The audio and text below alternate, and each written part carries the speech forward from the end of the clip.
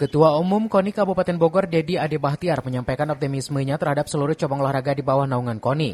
Ia yakin semua cabur dapat mempertahankan bahkan meningkatkan prestasi terbaik pada Porprov Jabar 2026. Menurut Dedi, dukungan anggaran menjadi salah satu faktor penentu keberhasilan pembinaan atlet. Dengan anggaran yang memadai, setiap cabang olahraga dapat melakukan pembinaan secara maksimal dan berkesinambungan.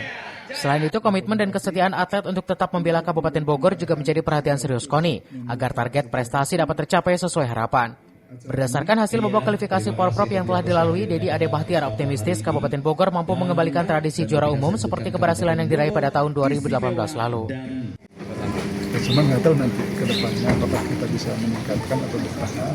Ya, tergantung bagaimana kita nanti memanagenya gitu ya. Karena berbagai aspek harus kita penuhi, misalkan peralatan dan sarana prasarana. Itu kan masih dalam proses. Mudah-mudahan bisa memenuhi kualitas. Dari Kabupaten Bogor, Cevi Suryadi melaporkan.